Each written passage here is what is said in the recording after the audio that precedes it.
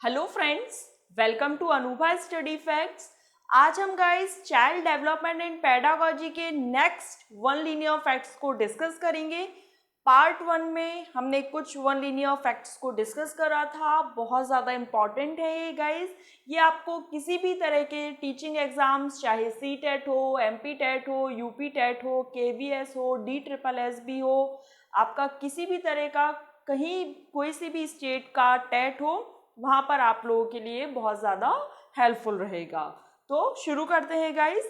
आज हम बात करेंगे प्रोग्रेसिव एजुकेशन की। प्रोग्रेसिव एजुकेशन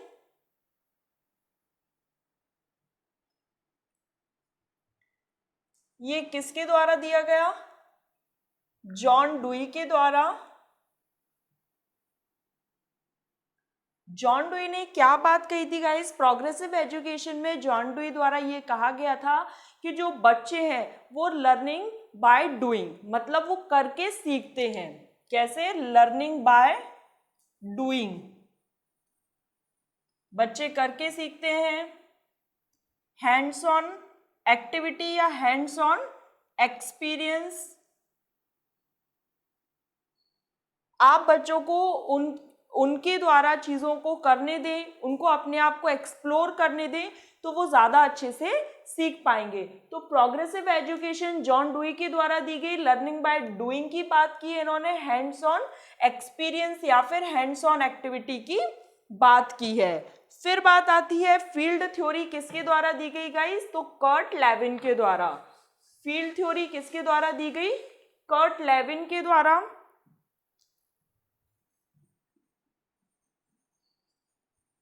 जो फील्ड थ्योरी है वो किसके द्वारा दी गई गाइस? कर्ट लेविन के द्वारा। ठीक, नेक्स्ट हम बात करते हैं स्टैनली हॉल की। ये वन लीनियर फैक्ट्स में रहेंगे गाइस, बहुत ज़्यादा इंपॉर्टेंट हैं। स्टैनली हॉल के द्वारा जो अडोलसेंस है या जो किशोर अवस्था है,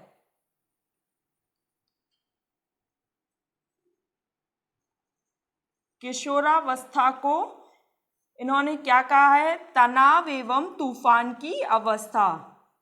तनाव एवं तूफान की अवस्था कहा है। स्ट्रेस एंड स्टॉर्म स्टेज, कैसी एज?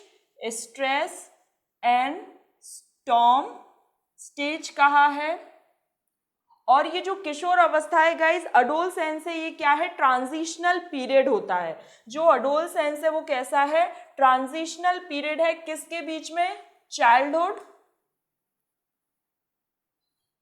ट्रांजिशनल पीरियड है।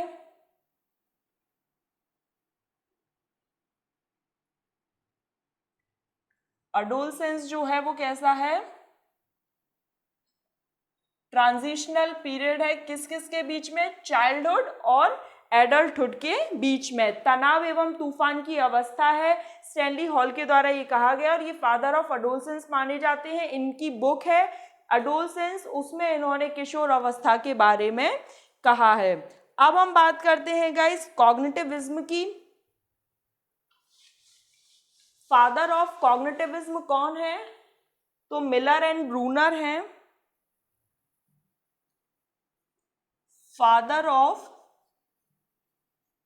कॉग्निटिविज्म कौन है गाइस? तो मिलर एंड ब्रूनर हैं। और अगर बात की जाए डेवलपमेंटल साइकोलॉजी के फादर कौन है?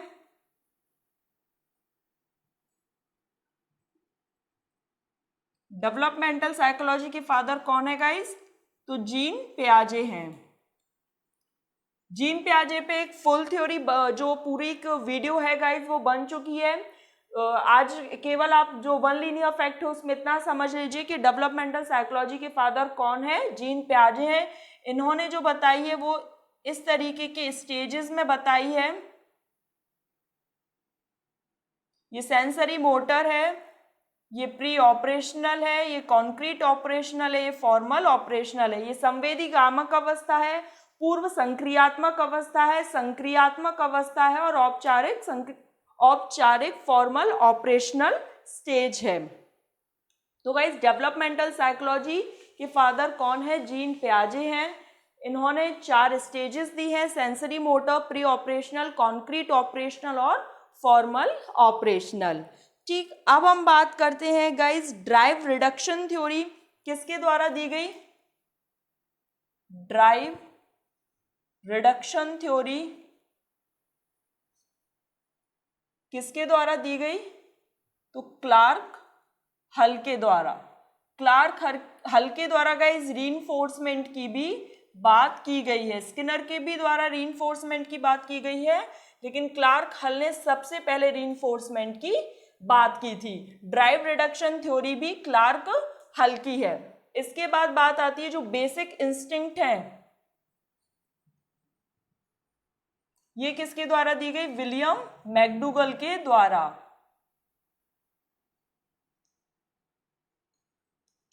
ठीक है गाइज, ये वन लीनियर फॉर्म में है, बहुत ज्यादा इंपॉर्टेंट है। आई होप आप लोगों को समझ आ रहा होगा। अब हम बात करेंगे लैंग्वेज एक्विजिशन डिवाइस की।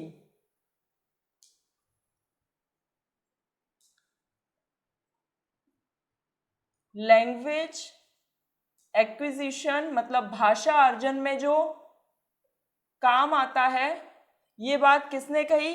नॉम चॉम्स्की ने। नॉम चॉम्स्की नेटिविस्ट है, लिंग्विस्ट है, और इन्होंने क्या बात कही है कि लैंग्वेज एक्विजिशन डिवाइस एलएडी होता है हर किसी के ब्रेन में, मतलब वो भाषा को एक्वायर करने की क्षमता होती है हम सभी में, तो वो क्या कहलाता है? लैंग्वेज एक्विजिशन डिवाइस कहलाता है। नॉम चॉम्स्की ने इसकी बात कही है। इन्होंने कहा है इन्नेट एबिलिटी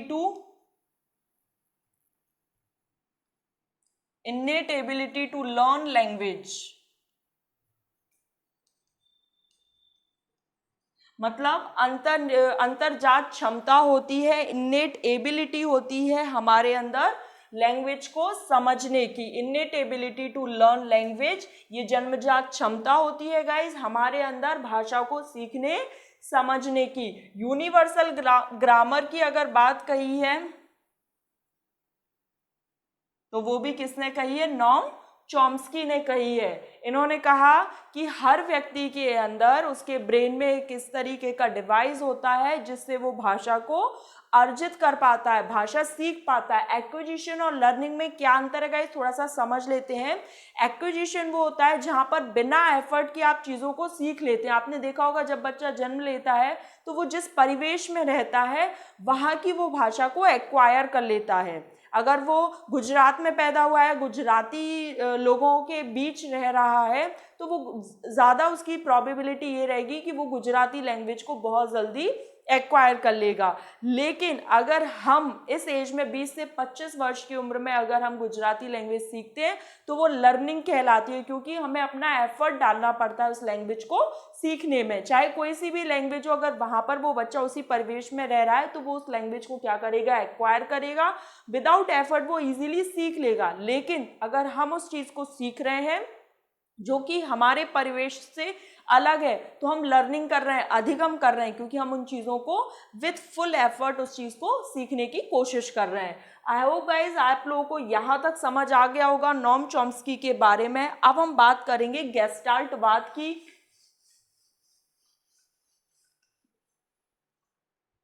फादर ऑफ गेस्टाल्टिज्म, गेस्टाल्टवाद के फादर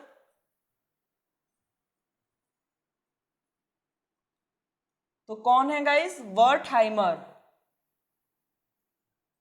या जिन्हें हिंदी में वर्दीमियर कहा जाता है। ठीक, गेस्टाल्टिज्म, गेस्टाल्टवाद।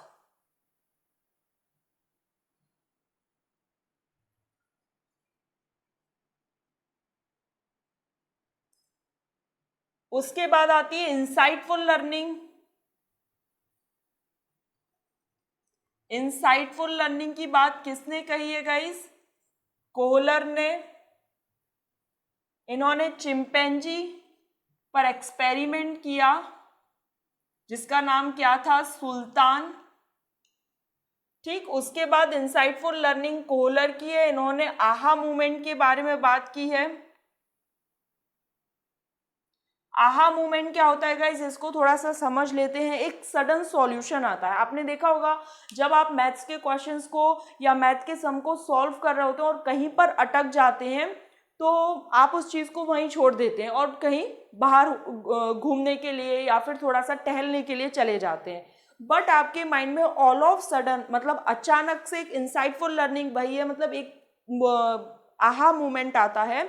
उस टाइम पे आपको ये समझ आने लगता है हाँ इसको ऐसे सॉल्व करके ऐसे हो जाएगा, मतलब आपके अंदर एक इंसाइटफुल लर्निंग हुई।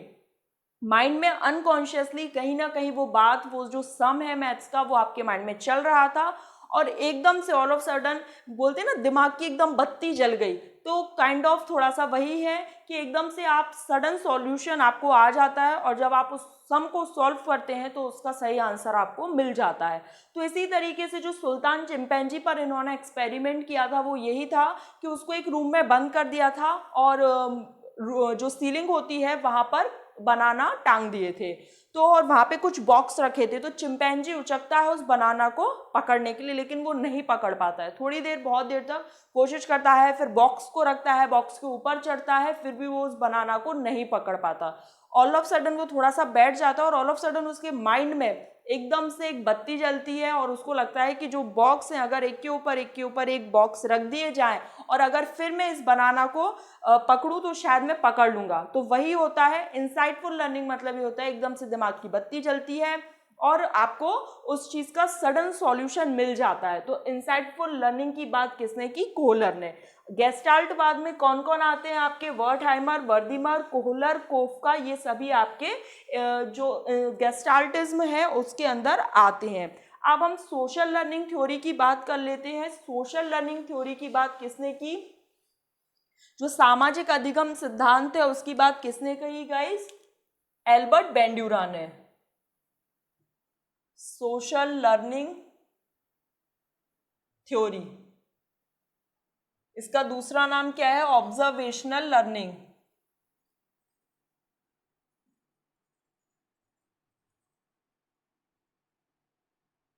एक और है इमिटेटिव लर्निंग या इमिटेटिव थ्योरी। इसको थोड़ा सा समझ लेते हैं। ये बात किसने कही? एल्बर्ट बेंड्यूरा ने। इससे क्या तात्पर्य है? सामाजिक अधिगम का सिद्धांत, ऑब्जर्वेशनल लर्निंग, इमिटेटिव थ्योरी, मतलब और एक वाइकेरियस लर्निंग। ये बोबो डॉल एक्सपेरिमेंट हो गया, मॉडलिंग हो गया, 4 फैक्टर इन्होंने बात कही। अब हम इसको थोड़ा सा डिटेल में समझ लेते हैं। सामाजिक अधिगम सिद्धांत क्या होता है? ऑब्जर्वेशनल लर्निंग क्या होती है कि जो भी व्यक्ति होता है वो सामने चीज़ों को देखकर ऑब्जर्व कर कर इमिटेट करने की कोशिश करता है। जैसे कोई छोटा बच्चा, उसने अपने फादर को कुछ भी करते हुए देखा और लगभग 1-2 महीने बाद अगर वो चीज़, वो काम अगर वो बच्चा रिपीट कर रहा है तो वो क्या कहलाएगा? ऑब्जर्वेशनल लर्निंग कहलाएगी, इमिटेटिव लर्निंग कहलाएगी। क्यों?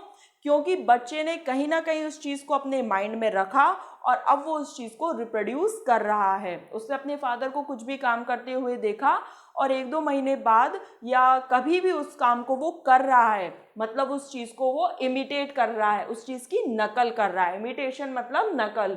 ऑब्जर्वेशनल मतलब उसने पहले उस चीज़ को ऑब्जर्व करा कि वो काम किस तरीके से होता है और फिर उसने उस चीज़ को इमिटेट किया। अब बात आती है वाइकेरियस लर्निंग। जैसे आपने देखा होगा क्लास में बहुत सारे बच्चे शोर मचा रहे होते हैं और अगर टीचर किसी एक में चांटा लगा दे तो क्या होगा कि जो पूरी क्लास है वो एकदम शांत हो जाएगी। तो वाइकेरियस लर्निंग क्या होती है? ज़रूरी नहीं कि वो चीज़ आपके साथ भी घटित हो, मतलब थप्पड़ आपको भी पड़े, लेकिन अगर आपने किसी एक को थप्पड़ पड़ते हुए देख लिया तो जो पूरी क्लास है वो पूरी एकदम चुप हो जाएगी। तो वो वाइकेरियस लर्निंग है, मतलब इनडायरेक्टली उस चीज़ का इफेक्ट आप पर भी पड़ रहा है। थप्पड़ आप में नहीं पड़ा, आपके फ्रेंड में पड़ा या आपके क्लासमेट में पड़ा, लेकिन उस चीज़ का जो असर है वो आप पर भी दिख रहा है। तो वाइकेरियस लर्निंग जो होती है वो इनडायरेक्टली इफेक्ट डालती है। एल्बर्ट बेंड्यूरा ने वाइकेरियस लर्निंग की बात की है। बोबो डॉल एक्सपेरिमेंट और मॉडलिंग की भी बात। मॉडलिंग क्या होता है? मॉडल मतलब उस चीज को वो बच्चा जिस चीज को देखकर ऑब्जर्व करने की कोशिश कर रहा होता है। बोबो डॉल एक्सपेरिमेंट में क्या होता है? बच्चे को एक रूम में कुछ भी चीज़ दिखा रहे हैं या फिर कोई भी मूवी दिखा रहे हैं या फिर ऐसी कोई क्लिप चल रही है जिसमें क्या होता है कि फाइटिंग दिखा रहे हैं या कुछ भी दिखा रहे हैं, तो वो क्या है अपनी टॉय के साथ भी वही चीज़ करने की कोशिश करता है। मतलब वो उस डॉल को पंच करेगा, वो डॉल गिर जाएगी, वापस से खड़ी हो जाएगी, फिर डॉल गिर जाएगी, फिर खड़ी हो जाएगी। तो इस तरीके से क्या है, उसने कहीं ना कहीं उस चीज़ को अपने माइंड में बिठाया कि काम इस तरीके से हो रहा है, मतलब मॉडलिंग करी। मॉडलिंग, मॉडल कौन बना, जिस चीज़ को वो सामने ऑब्जर्व कर रहा था, ठीक, और इमिटेशन करा, मतलब उस चीज़ की नकल करी। अब जो 4 फैक्टर हैं ये बहुत ज़्यादा इंपॉर्टेंट हैं गाइस, और आज की वीडियो हम 4 फैक्टर करने के बाद एंड करेंगे। तो 4 जो फैक्टर है वो कौन कौन से हैं? सबसे पहले आता है अटेंशन, रिटेंशन, रिप्रोडक्शन और रीइंफोर्समेंट। इसका दूसरा नाम मोटिवेशन भी दिया जाता है। अब थोड़ा सा समझ लेते हैं गाइस। अटेंशन मतलब किसी भी काम को आपने देखा, उस चीज को आपने बड़े ध्यान से देखा। अटेंशन मतलब pay attention toward any work, किसी भी काम के प्रति आपने पूरा अपनी ध्यान केंद्रित करके उस काम को देखा कि वो काम कैसे किया जाता है, काम कैसे हो रहा है। रिटेंशन आपने अपने माइंड में बिठा लिया कि वो काम कैसे हो रहा है, मतलब महीने 2 महीने बाद अगर वो काम आपको करना पड़ा तो आप इजीली कर लेंगे क्योंकि आपने उस चीज पर पे अटेंशन मतलब बहुत ज्यादा ध्यान दिया था। रिटेंशन अपने माइंड में बिल्कुल बहुत अच्छे से बैठ गया है। अब है रिप्रोडक्शन, मतलब आप उस चीज को रिप्रोड्यूस करेंगे, करके देखेंगे, उस काम को रिप्रोड्यूस करेंगे। रीइंफोर्समेंट, अगर वो काम अच्छा निकला तो लोगों से आपको तारीफ मिलेगी, रीइंफोर्स किया जाएगा। रीइंफोर्स मतलब रिवॉर्ड दिया जाएगा, तारीफ मिलेगी, प्रशंसा मिलेगी और मोटिवेशन फील होगा आपको। लेकिन अगर वो काम बिगड़ गया, रिप्रोडक्शन अगर कुछ गलत हो गया, आपने जो चीज रिप्रोड्यूस करी वो गलत हो गई, तो लोगों द्वारा निगेटिव रीइंफोर्समेंट मिलेगा, बुराइयां मिलेंगी, तो वो आप निगेटिव फील करने लगेंगे। तो अटेंशन मतलब आप बहुत ज्यादा किसी चीज की तरफ ध्यान देते हैं। रिटेंशन अपने माइंड में आप उस चीज को बिठा चुके हैं कि काम किस तरीके से होगा। रिप्रोडक्शन आप उस चीज को रिप्रोड्यूस करते हैं और रीइंफोर्समेंट आपको रीइंफोर्स मिलता है, मतलब एक उस काम को करने के लिए आपको मोटिवेशन मिलता है। तो गाइज यहाँ पर हमने अपने जो वन लीनियर ऑफ फैक्ट्स के रूप में जो भी डिस्कस करना था बहुत ज्यादा इंपॉर्टेंट है, क्योंकि सीटेट एमपीटेट में अगर इसी तरीके से हम वन लीनियर फॉर्म में चीजों को डिस्कस करते गए तो जब एमसीक्यूज आएंगे तो आप बहुत जल्दी हिट कर पाएंगे। तो गाइज ये आपके किसी भी तरह के टीचिंग एग्जाम्स के लिए बहुत ज्यादा बेनिफिशियल है। हम नेक्स्ट वीडियो में इसका 3rd पार्ट लेकर आएंगे। आज 2 पार्ट कंप्लीट हो गए, इससे पहले एक पार्ट हम डिस्कस कर चुके थे। अगर आपको वीडियो पसंद आएगा इस तो लाइक करना, अपने फ्रेंड्स फैमिली के साथ शेयर करना जो भी टीचिंग एग्जाम्स की तैयारी कर रहे हैं, चाहे किसी भी स्टेट का टेट हो, सीटेट हो, एमपी टेट हो, यूपी टेट हो, केवीएस, DSSB, किसी भी तरीके का टीचिंग एग्जाम्स, वहाँ पर चाइल्ड डेवलपमेंट एंड पेडागोजी पूछी जाती है। बाल विकास से 30 नंबर के क्वेश्चंस आते ही हैं। हम डिफरेंट जो सब्जेक्ट्स हैं उनकी पेडागोजी को भी डिस्कस कर रहे हैं अपने चैनल पर, तो शेयर करें, और अगर आप चैनल पर पहली बार आए हैं गाइस तो सब्सक्राइब करें। Thanks for watching this video.